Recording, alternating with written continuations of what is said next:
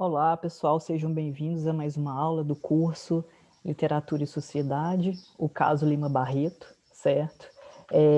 Na nossa primeira aula, nós discutimos um pouco, né, sobre a nossa ementa, os métodos de avaliação, e nessa aula 2, referente ao módulo 1, nós vamos conversar um pouquinho sobre vida e obra de Lima Barreto. Vou tentar fazer um apanhado geral, né, da relação da vida de Lima Barreto com a sua obra literária, certo? Para isso, vou compartilhar aqui com vocês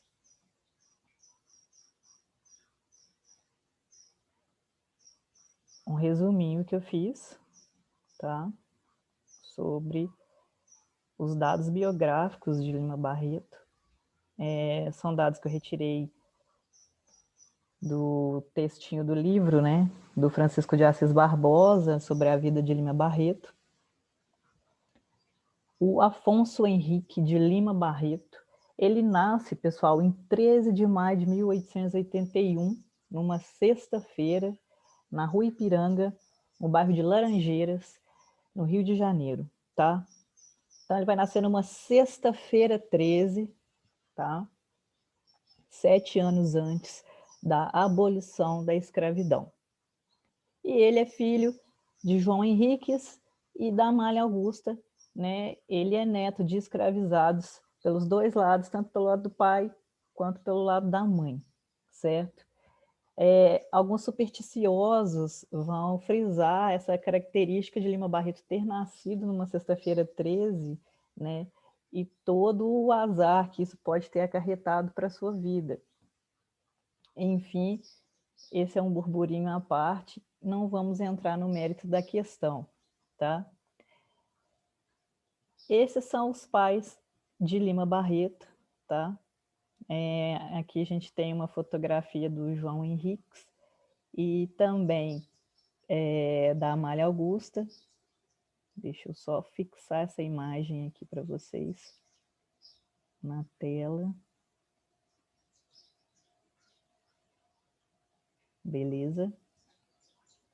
O que a gente tem de informação sobre essas duas pessoas, né, é muito importante que a gente discuta sobre essas figuras, porque elas vão ser centrais na relação de Lima Barreto com o mundo e com a literatura também, o modo como ele vai enxergar as coisas na sociedade, certo?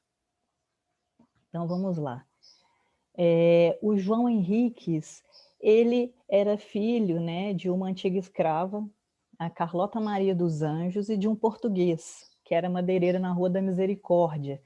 Então, o madeireiro, no entanto, ele não reconhece a paternidade do João Henriques, pai de Lima Barreto. Então, ele vai ser criado somente pela sua mãe, tá? O João Henriques, pessoal, também ele era um homem muito ambicioso, ele desejava se formar doutor, frequentou ali a antiga aula do comércio, onde ele teve a sua primeira formação, a base da sua formação em estudos de humanidades. Ele vai aprender francês, e ele tem uma questão também do autodidatismo, né? Ele vai aprender o ofício de tipógrafo quase que autodidata. Ele vai trabalhar nas oficinas de tipografia do Jornal do Comércio, tá? E também, posteriormente, no da Reforma, Jornal da Reforma.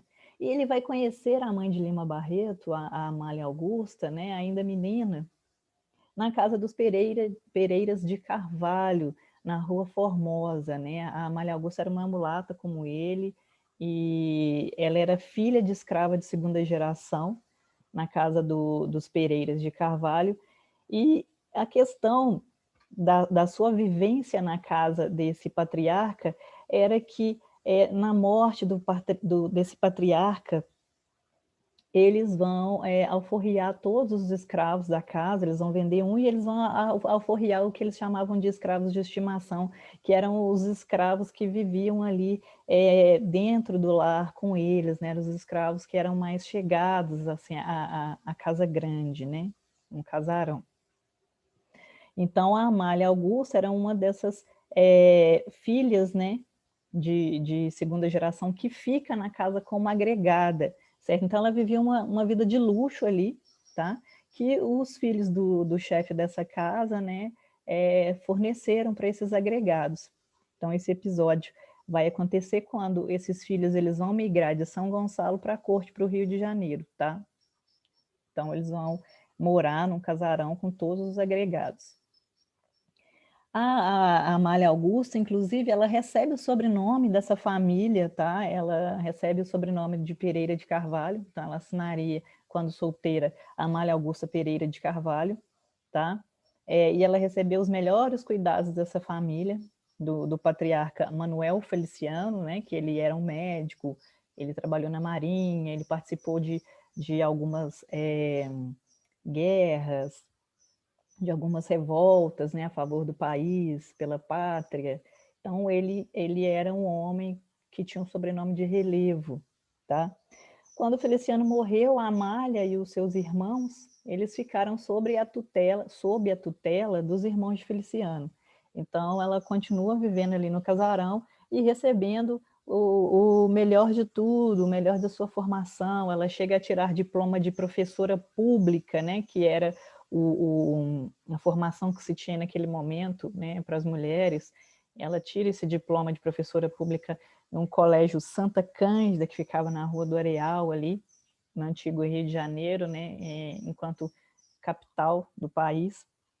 E ela vai ficar noiva do João Henriques aos 15 anos. Esse noivado, no entanto, ele vai sacudir os nervos do João Henriques e ele vai ficar muito perturbado com a possibilidade de passar dificuldades financeiras, tirando a Amália Augusta desse ambiente de luxo que ela vivia, para poder viver com ele, né? Uma vida de casado. Então, isso vai trazer muitos problemas mentais já para o pai de Lima Barreto. Nesse momento, ele já está tendo essas dificuldades, ele tem uma crise nervosa e ele vai ser ajudado pelo Afonso Celso, que seria, então, o futuro Visconde de Ouro Preto. Tá? Então, já desde aí, o Visconde de Ouro Preto, ele tem um papel na vida do João Henriques, tá? Muito particular. Ele vai ficar internado durante 6 meses, tá? Em um hospital, recebendo tratamento para essas crises nervosas que ele tem, já pensando nas dificuldades financeiras que vai ter, tá? E aí, quando ele sai dessa internação de 6 meses, ele é sorteado um bilhete de loteria. Então, vejam bem, o pai de Lima Barreto tem um bilhete de loteria sorteado, e saindo de lá ele precisa passar uma temporada para poder terminar o seu tratamento em Caxambu. Então ele vai pegar parte desse dinheiro e vai para Caxambu terminar o seu tratamento, tá? Numa casa de repouso na Estação das Águas. E também o Visconde de Ouro Preto já estava auxiliando ele financeiramente e iria continuar. Então havia essa cumplicidade entre eles, né?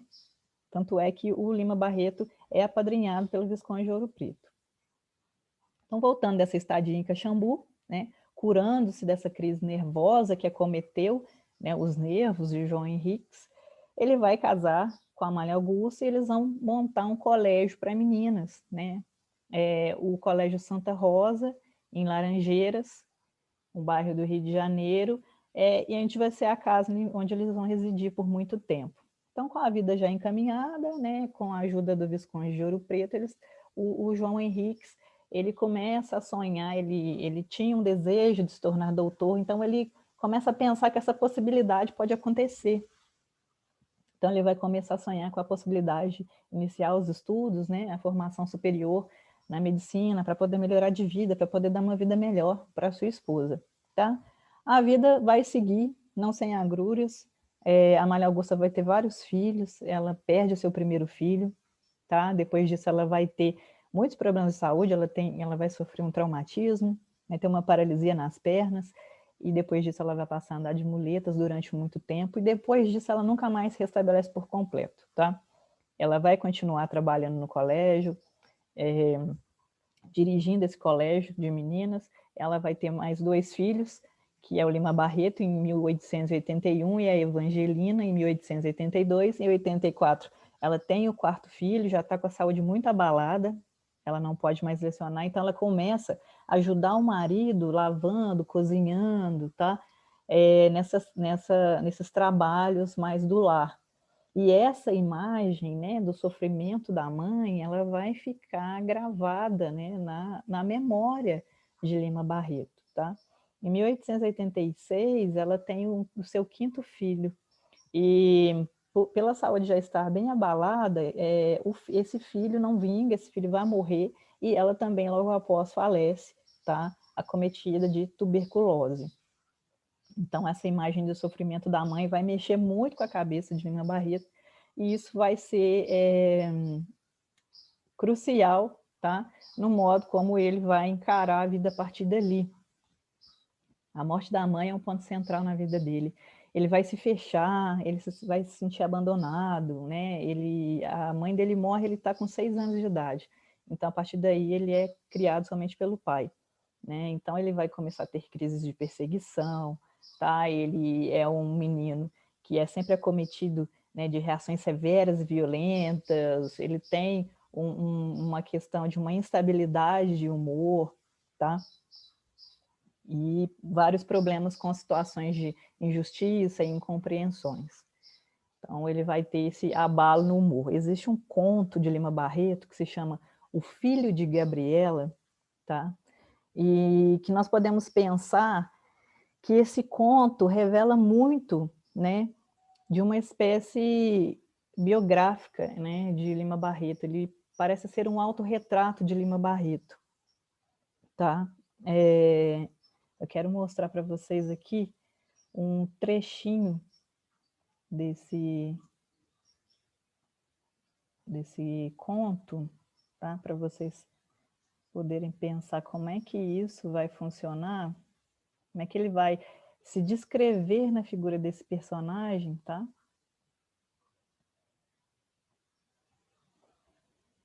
Só um momentinho.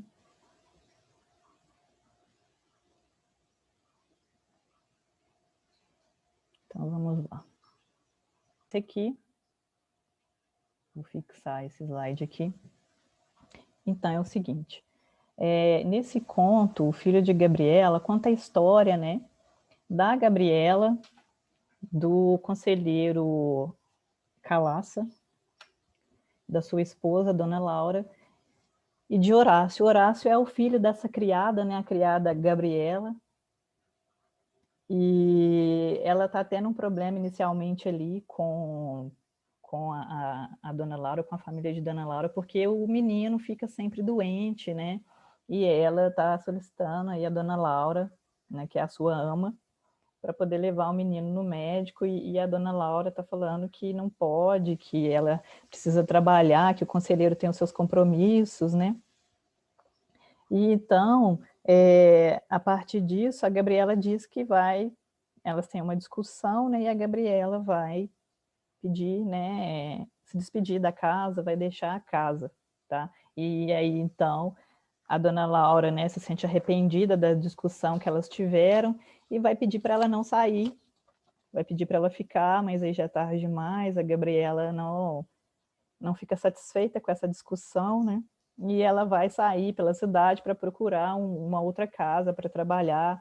Ela começa a ter muitas dificuldades, porque a questão do trabalho, né, para as pessoas naquele período histórico, recém-emancipadas, né, recém-libertas da escravidão, era muito difícil, as situações de trabalho eram precárias, e ela não consegue achar um trabalho em que ela possa trabalhar e ter tempo para cuidar do filho ao mesmo tempo, porque eles estão sempre querendo uma pessoa que faça tudo, e ela tem isso na cabeça já, que ela precisa ter esse espaço dela, e ela procurando, ela nunca acha um outro emprego, ela fica vagando pelos lugares, e o filho fica na casa da mãe de uma amiga,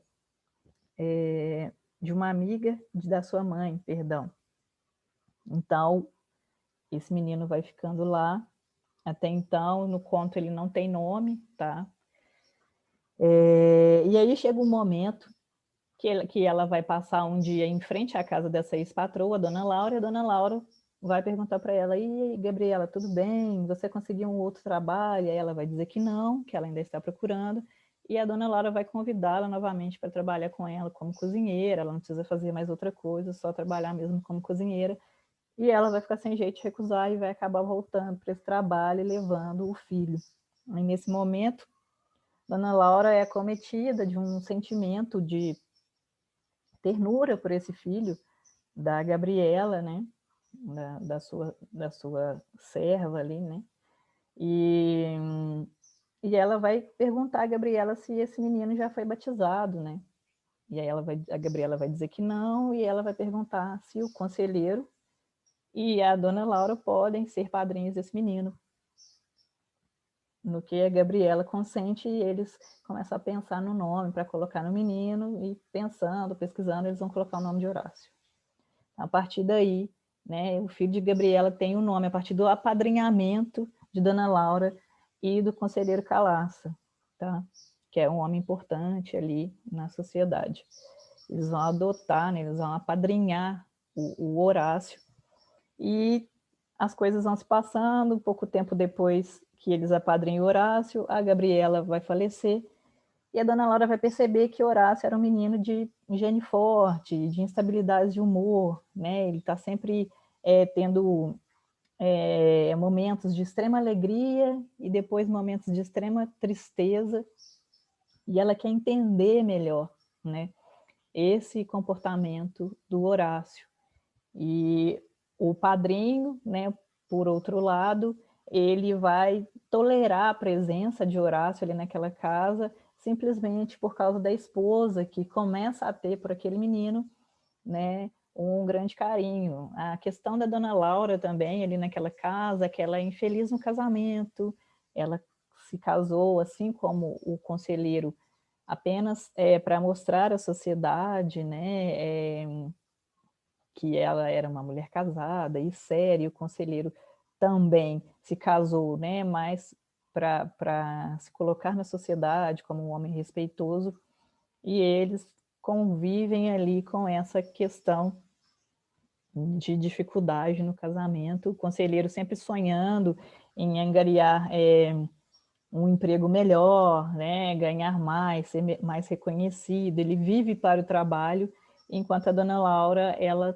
ela fica ali dentro de casa, e ela acaba arrumando um amante, porque ela se sente pouco amada, né? Não amada pelo esposo, né? Não considerada naquela ótica. E esse sentimento de não se sentir, né, amada ali naquele seio familiar, faz com que ela também entenda um pouco o sentimento de Horácio, né? Que é um menino que fica jogado, né, de canto a canto, e acaba sendo adotado por eles ali. A partir dessa visão, né, de uma espécie de rejeição de ambos, né, a dona Laura começa a ter esse sentimento de apreço pelo Horácio. O Horácio, ele vai ter todos os requintes de estudos, ele vai ter todas as possibilidades, tá? O conselheiro Calaça vai fazer isso e vai considerar que seja para obedecer, né, para amparar uma espécie de loucura da esposa, né, um desejo da esposa. Ele não vai compactuar muito com a ideia, mas eles têm um sentimento de que isso pode ser muito bom, pode ser produtivo, que pode dar bons frutos, né? Então ele acata esse desejo da esposa de colocar o Horácio para estudar. E por que eu estou contando todo esse conto do Horácio?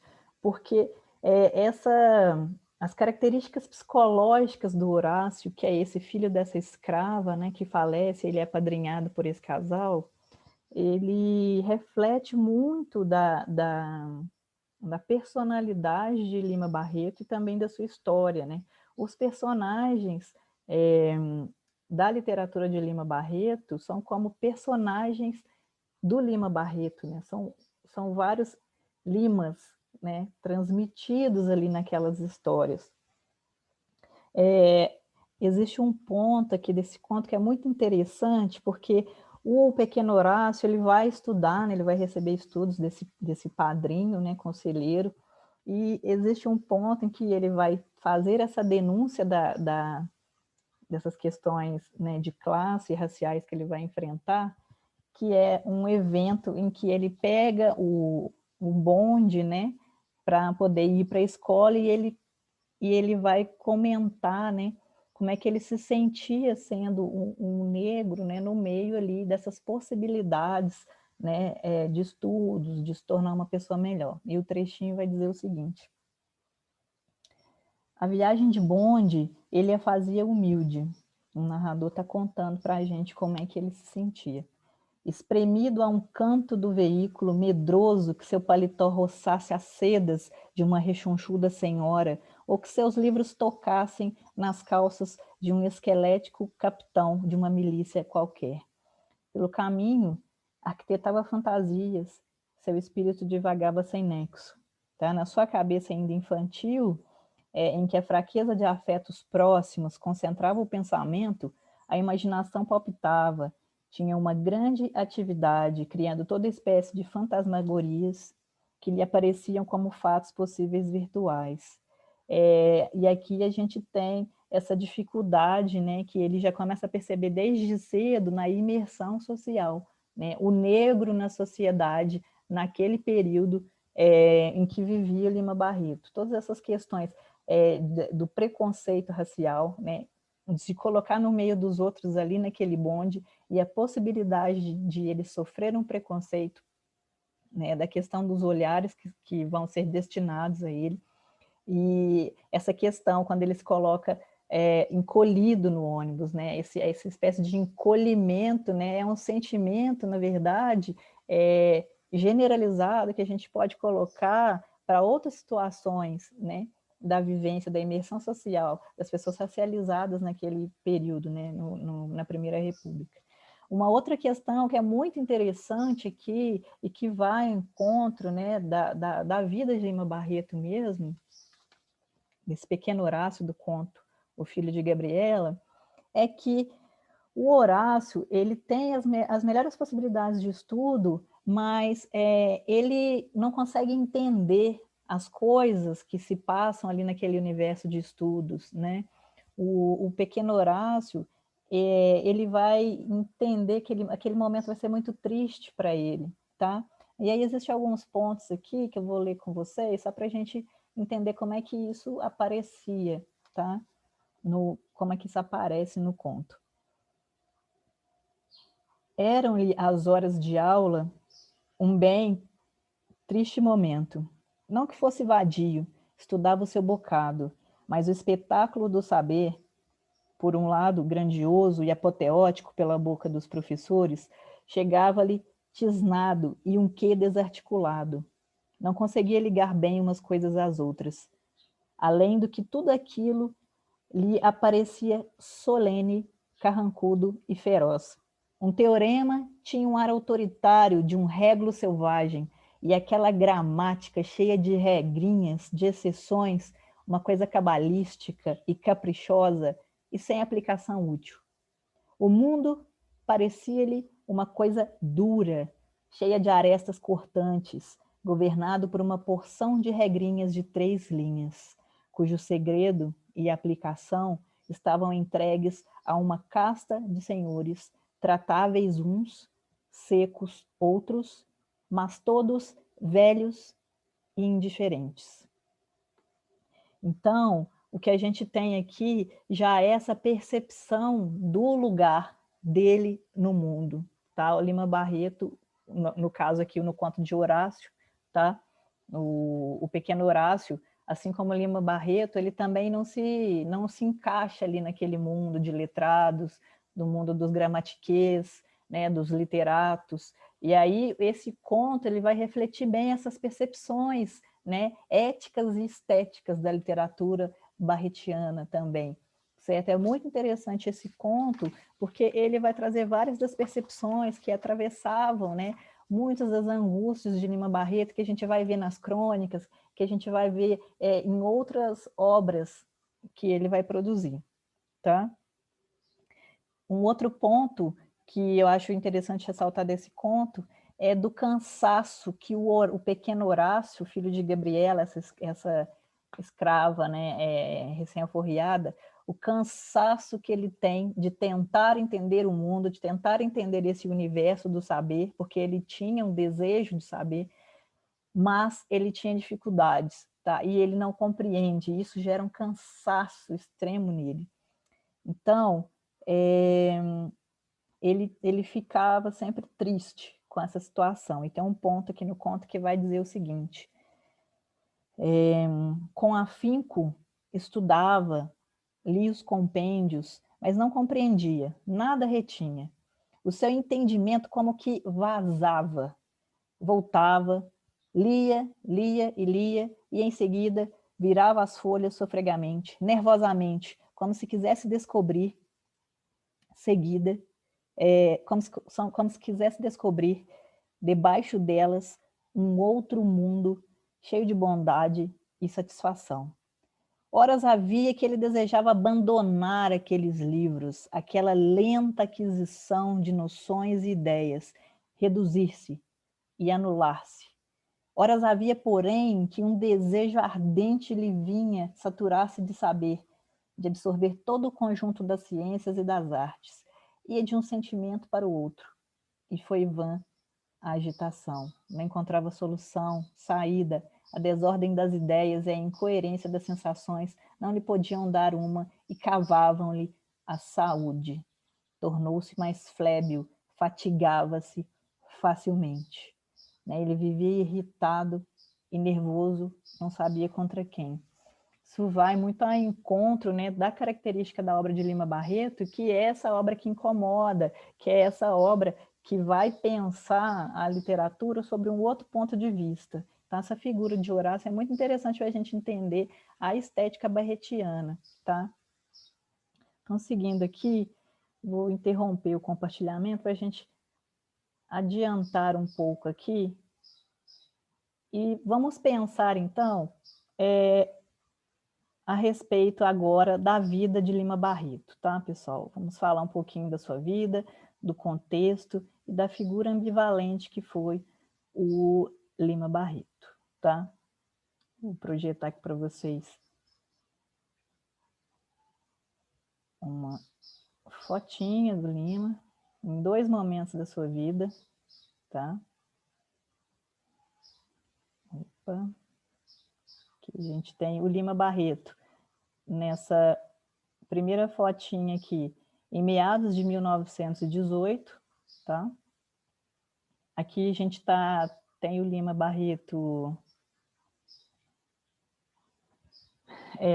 saindo da sua segunda internação, tá? Ele tem 2 internações, uma em 1914 e uma em 1918, um hospital psiquiátrico, né, no Sanatório Nacional. E essa primeira fotinha aqui do canto direito, né, é de 1909, é a foto de divulgação aí do seu livro de 1909, que é o Recordações de Isaías Caminha. São pouquíssimas fotografias que se tem de Lima Barreto, e isso, na verdade, vai refletir, né, como é que eles viviam com dificuldades financeiras, né? Geralmente as famílias, os escritores, eles tinham muitas fotos de infância, né? O Lima Barreto quase a gente não tem fotografias, as poucas fotografias são essas das internações, das fichas que ele fazia, no caso, nas suas internações dos hospitais psiquiátricos. O contexto, pessoal, o Lima Barreto está situado ali no pré-modernismo, tá? Então, Lima Barreto é um escritor mulato, periférico, né? Ele é funcionário público, ele tem uma boa formação, mas ele vai sofrer preconceitos relacionados à sua cor. Isso era muito próprio ali do período em que ele viveu, certo? Estava no Brasil da Primeira República, ainda muito alicerçado em bases escravocratas, né? Um Brasil que se modernizava, mas ao mesmo tempo vivia muitas das questões antigas, né, que amparavam as suas dinâmicas sociais, econômicas e políticas. Ele estava escrevendo ali junto com Machado de Assis, a Luiz de Azevedo, os parnasianos, tá? Então nós tínhamos ali uma escrita purista, né, com linguagem rebuscada desses escritores, principalmente dos parnasianos, e tínhamos o ideal de clareza de Lima Barreto, né? Então pense o Lima Barreto se debatendo ali, né, com esses escritores que estão escrevendo no mesmo período que ele, tá? Em que era a literatura ali oficial do momento.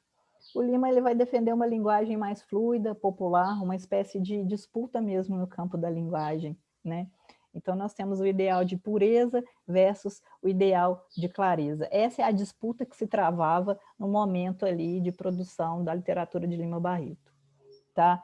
Vários textos, ele vai colocar essa questão, uma espécie de ética no campo da linguagem, tá? Como a palestra, em que ele vai fugir dessa palestra, mas ele vai publicar depois o texto, que é o destino da literatura, né? Em que ele vai dizer que o fenômeno artístico é um fenômeno social, tá? Para não dizer sociológico, ele vai pensar a literatura para as pessoas entenderem, né? Claramente, né? E ela tem que fazer parte do social, do que acontece ao redor das pessoas. Em outras crônicas também que ele publicou, textos críticos, como Literatura Militante em 1918, Literatura Política em 1919, ele vai criticar ferrenhamente a figura de um escritor do momento que estava publicando muito, né, mas que utilizava desses linguajares mais rebuscados, próprios daquele período mesmo, que é a figura do escritor Coelho Neto. Né? Coelho Neto, coitado, vai sofrer assim, um bullying terrível nos textos críticos de Lima Barreto. Né? Ele está sempre sendo a figura atacada, né? Lima Barreto vai dizer que ele tem a síndrome do bovarismo e enfim. O Lima Barreto também está produzindo ali uma crítica ao nacionalismo exagerado, tá? Algo que vinha comum desde ali da literatura romântica e vai pegar alguns parnasianos, né? Alguns textos daquele período. Ele está produzindo um período de urbanização também do Rio de Janeiro, final do século XIX, né?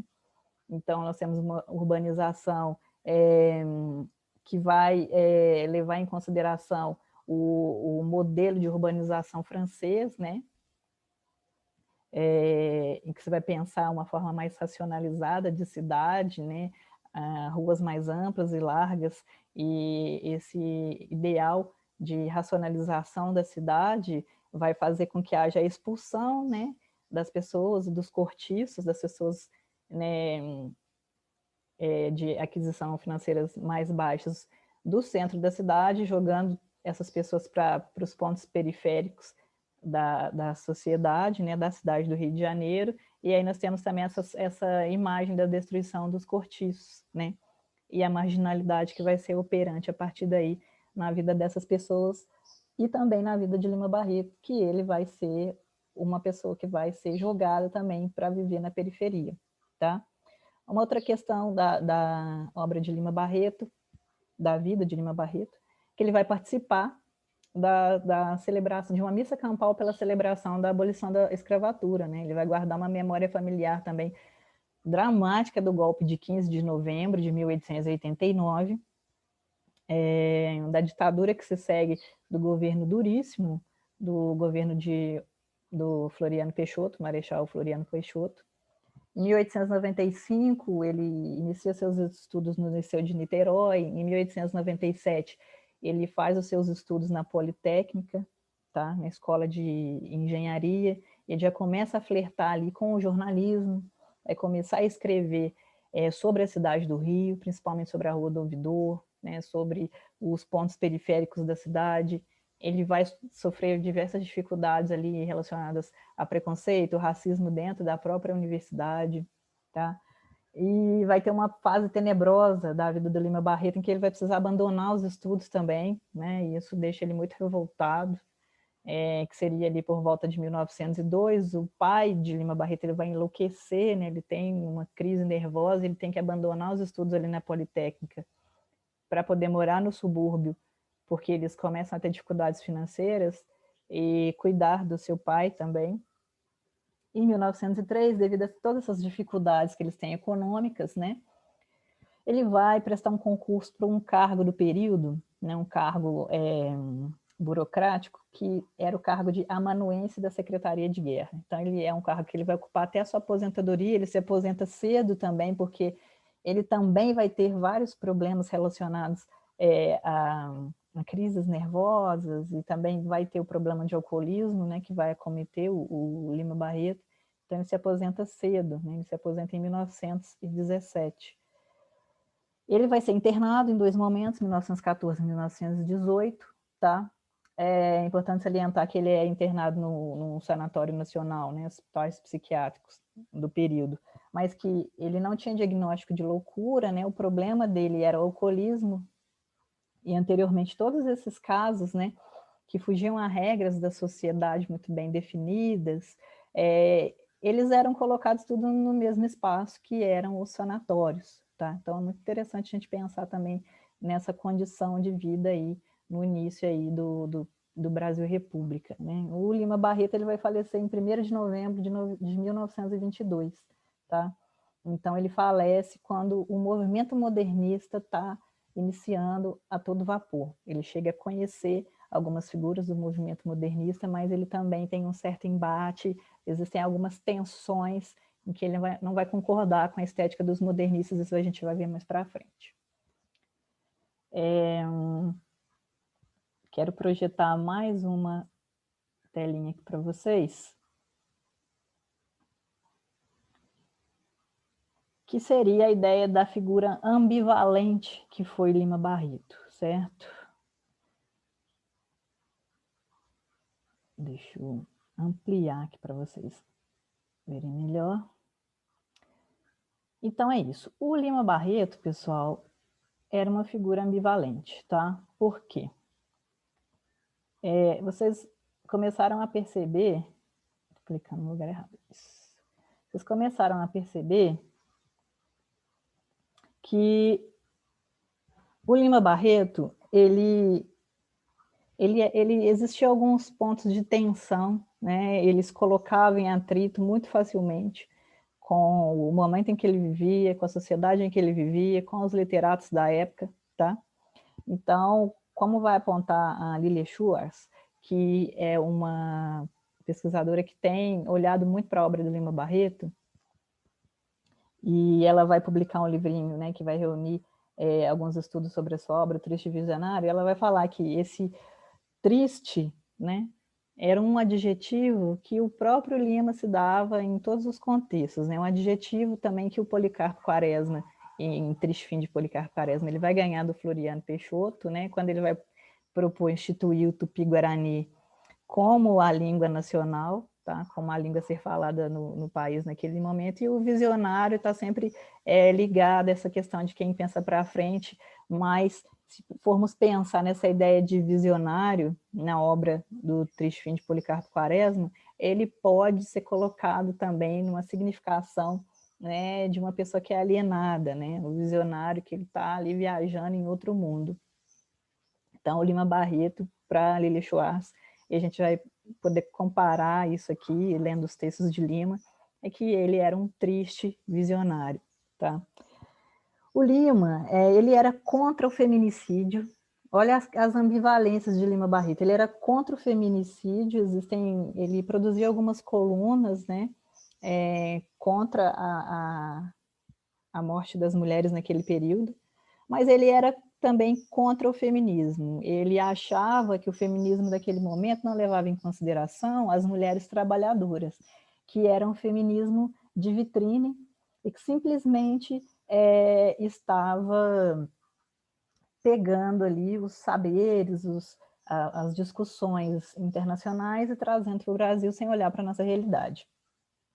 De certo modo, esse ponto de vista dele fazia certo sentido.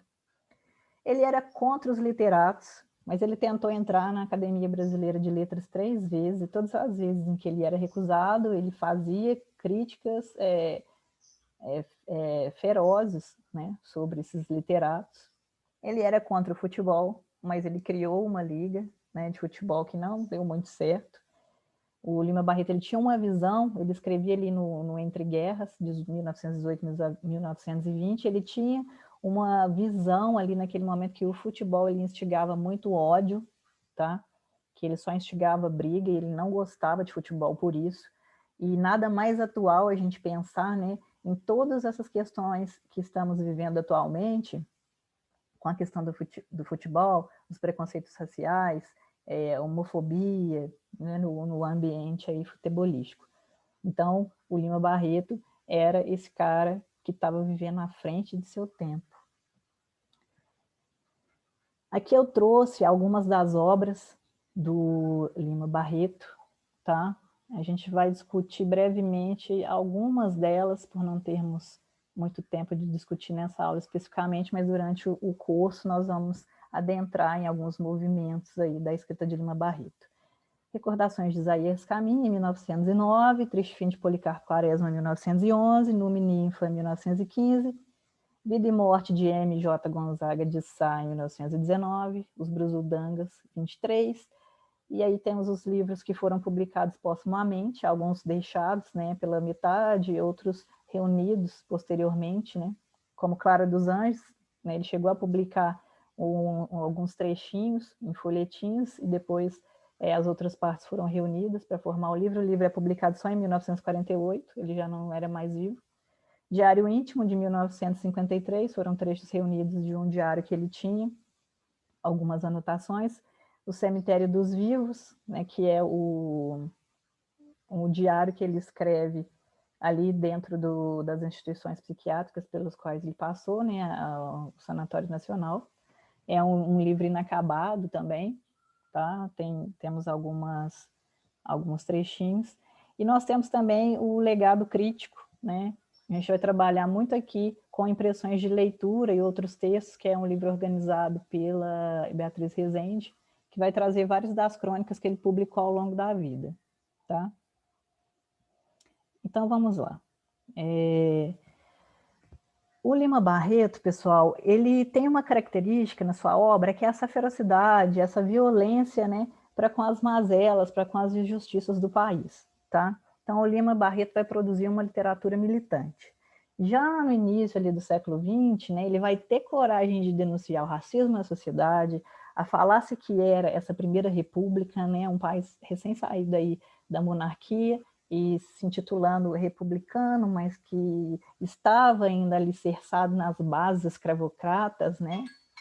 Então, vamos pensar aí em todas essas condições de vida nesse momento.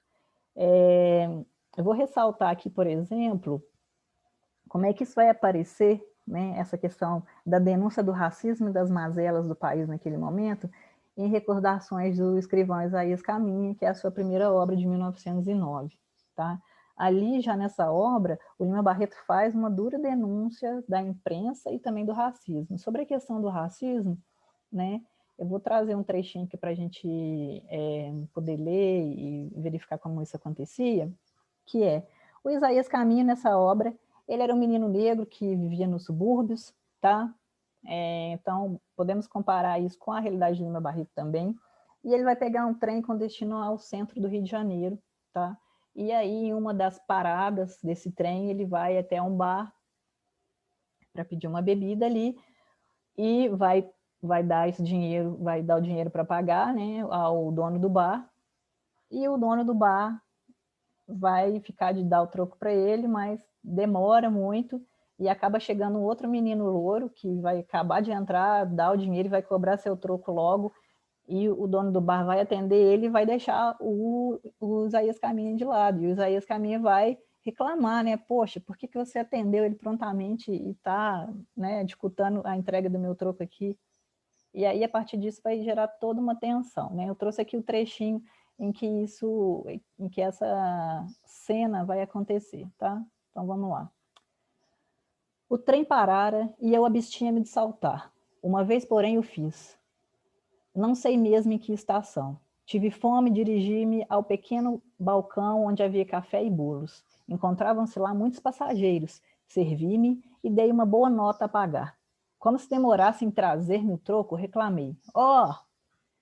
Fez o caixeiro, indignado e em tom desabrido. Que pressa tem você? Aqui não se rouba, fique sabendo. Ao mesmo tempo, ao meu lado, um rapazola alourado reclamava o dele, que lhe foi prazenteiramente entregue. O contraste feriu-me, e com os olhares que os presentes me lançaram, mais cresceu a minha indignação. Curti durante segundos uma raiva muda, e por pouco ela não me rebentou em pranto. Ela não rebentou em pranto. Trôpego e tonto, embarquei e tentei decifrar a razão da diferença dos dois tratamentos. Então, aqui, já nesse trechinho, né, de Recordações, Isaías Caminha, o Lima está problematizando essas tensões que existem, tá, entre as pessoas racializadas e as pessoas brancas no país, a Primeira República. Então, uma obra precursora, tá? Um outro trechinho que eu gostaria de trazer para a gente conversar é a ideia de Lima contra o feminicídio, né? O Lima Barreto, essa figura ambivalente que criticava as feministas, mas ele era contra o feminicídio naquele momento, né? Que era latente, os maridos com crises de ciúme matavam as suas esposas, né? Então o Lima vai fazer uma coluna naquele momento, uma série de colunas sobre feminicídio no início do século XX, tá?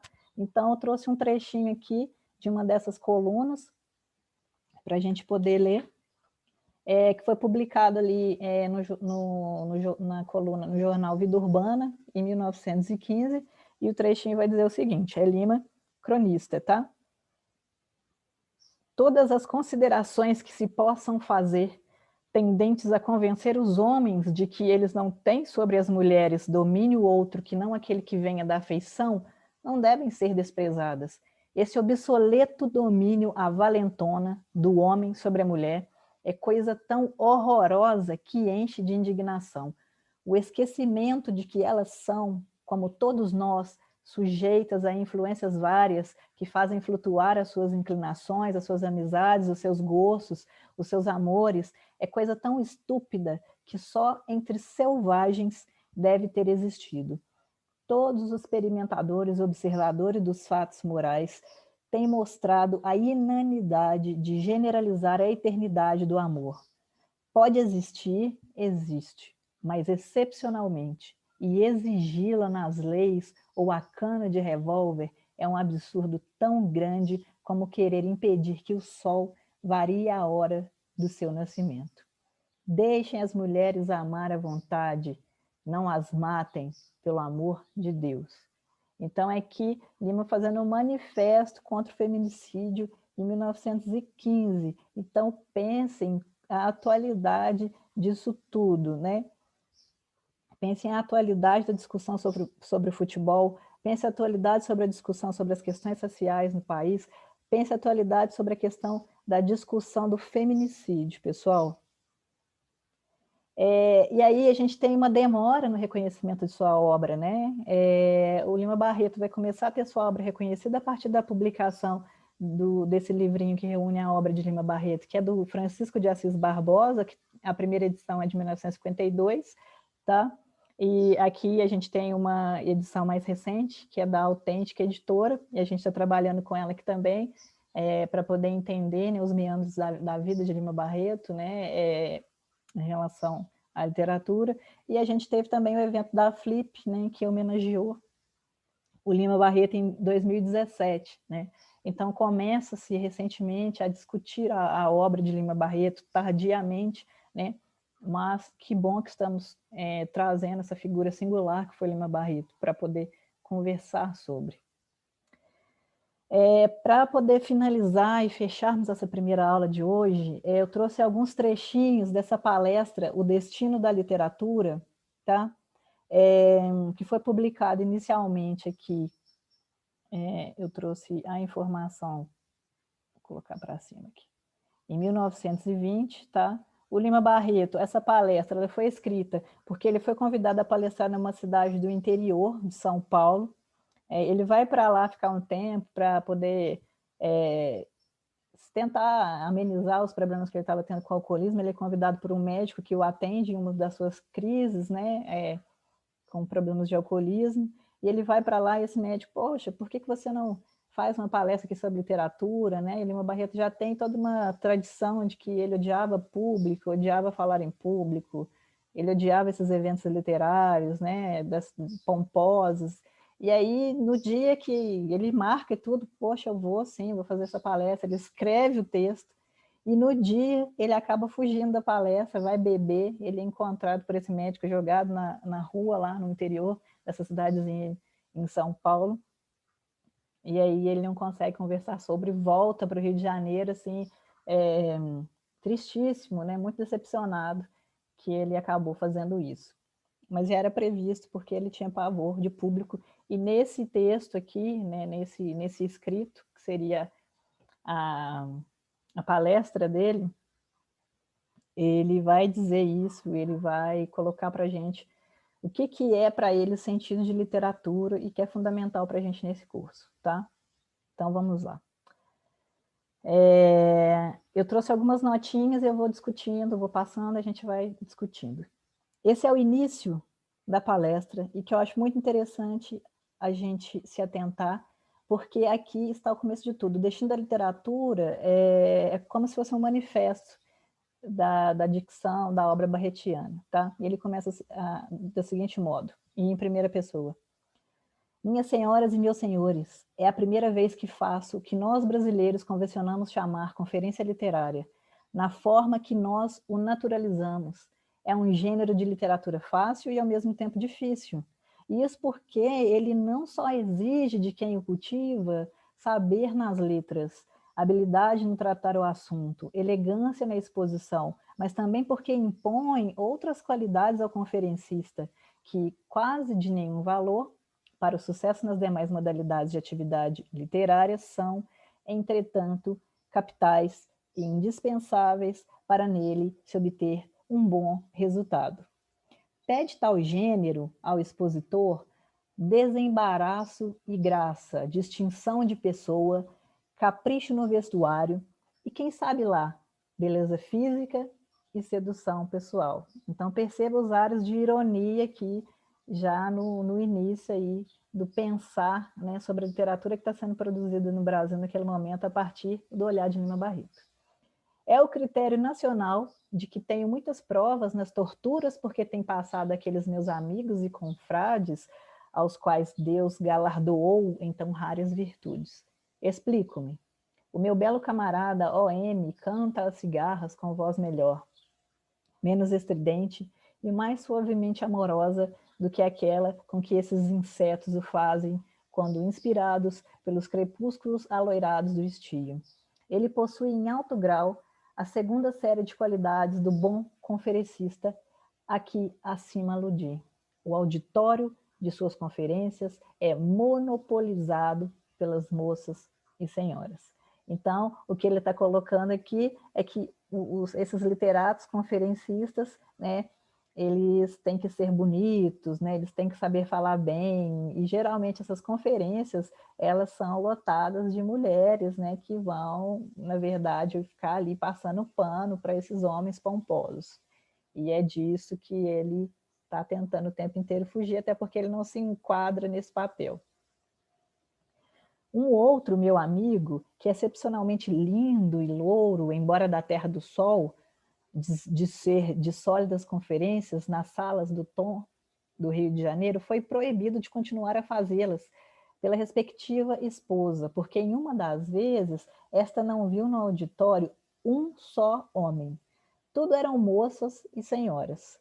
Conhecedor desse feitio característico que tomaram entre nós, pelo menos no Rio de Janeiro, as conferências literárias, sempre que para elas fui atraído, solicitado por isso, ou por aquilo, por este ou por aquele, me exibi de experimentar fazê-las, empregando para isso todos os subterfúgios, todas as escusas, desde a simples desculpa de doença até a fuga covarde diante do inimigo. Então, Lima Barreto fugia desses ambientes porque ele sabia que era essa disputa de egos, né? Essa disputa de quem era mais pomposo, mais galante, falava melhor. Ele não encarava a literatura desse modo. Tenho para mim que, mais do que outros motivos, foi este pavor do auditório que me fez até hoje fugir às conferências. Afinal, este gênero de literatura é uma arte de sociedade, que fica um pouco acima do jogo de prendas e muito abaixo de um estepe qualquer. Né? Olha a crítica ferrenha que ele faz a esse estilo de literatura. E eu, apesar de ser um sujeito sociável e que passo das 24 horas do dia, mais de 14 na rua, conversando com pessoas de todas as condições e classes, nunca fui homem da sociedade.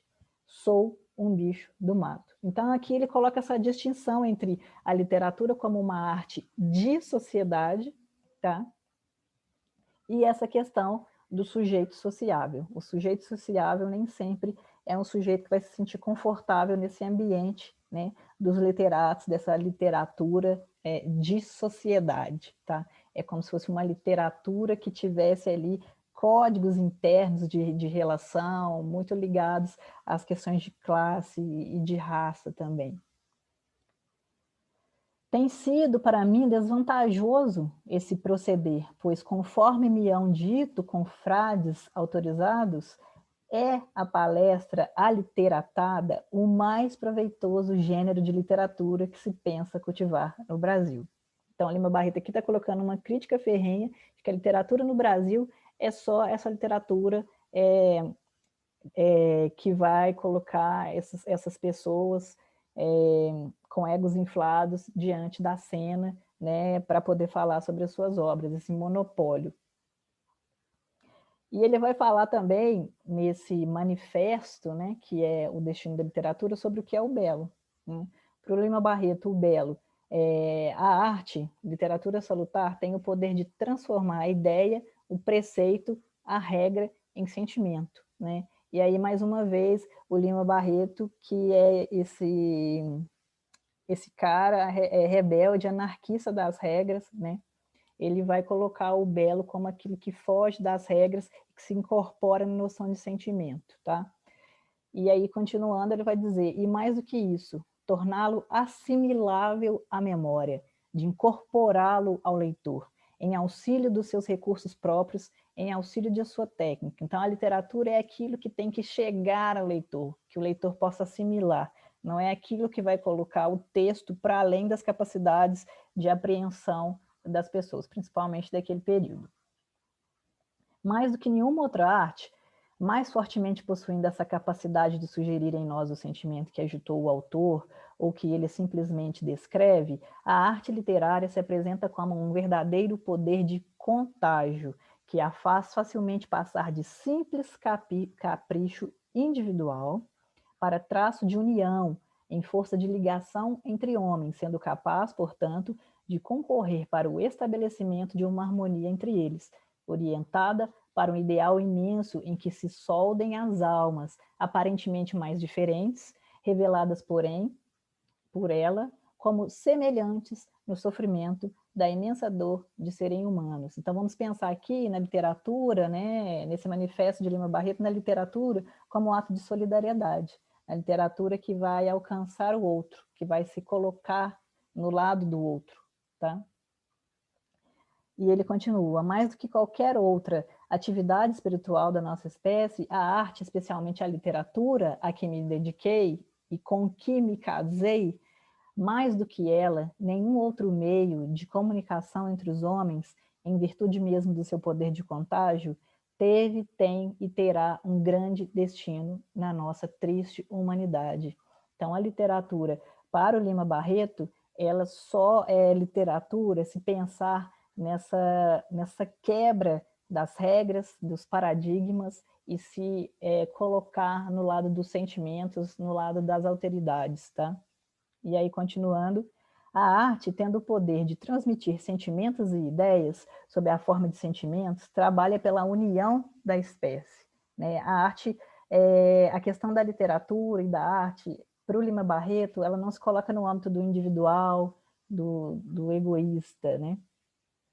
Ela sempre fez baixar das altas regiões as abstrações da filosofia e das inacessíveis revelações da fé, para torná-las sensíveis a todos. Colocar a arte no campo do sensível é colocar a arte, colocar a literatura no campo da experiência, no campo do que é experienciável, tá?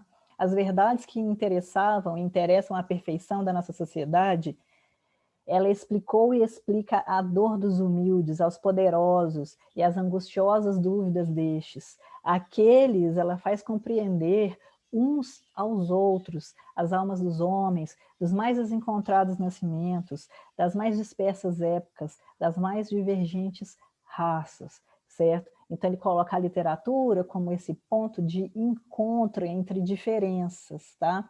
Por isso, a questão de Lima Barreto criar tanto atrito naquela época, porque a literatura não era pensada para esses fins, a literatura era feita em um circuito fechado, né, de literatos, de pessoas que trabalhavam com a linguagem de um modo requintado, tentando construir um ideal de literatura da nação, mas alicerçado em outras bases, tá?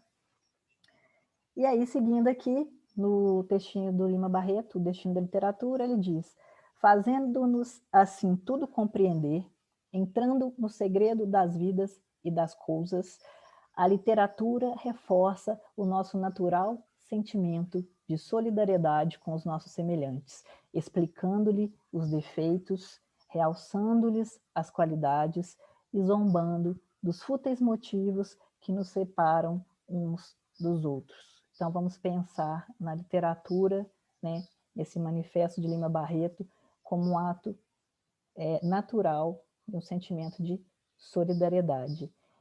E o destino da literatura é tornar sensível, assimilável, vulgar esse grande ideal de poucos a todos, para que ela cumpra ainda uma vez a sua missão quase divina, tá?